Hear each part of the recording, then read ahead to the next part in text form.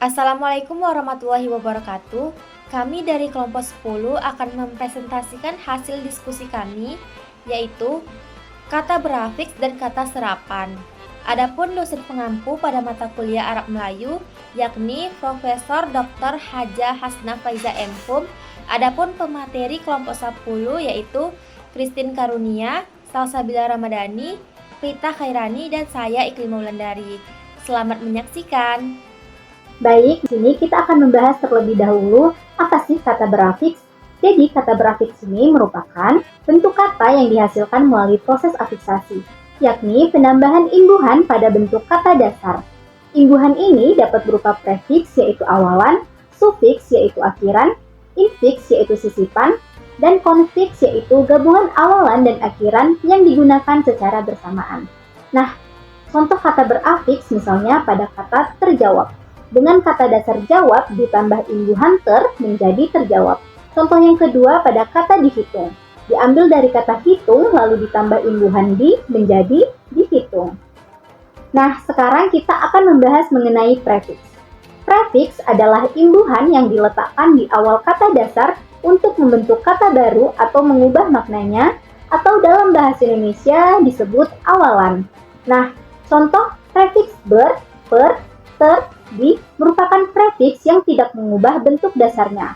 Contoh pada kata berprefiks yang tidak mengalami perubahan misalnya pada kata bertamu. Dengan kata dasar tamu ditambah imbuhan ber menjadi bertamu.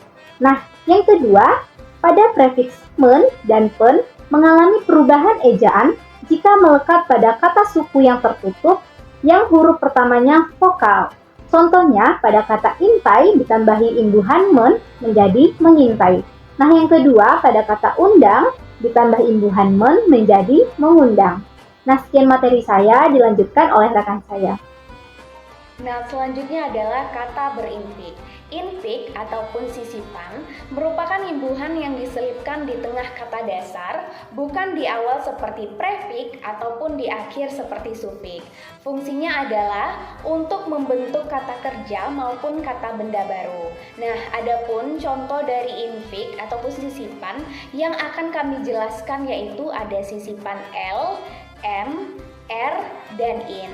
Nah, dapat kita lihat bersama contohnya pada PowerPoint kelompok kami.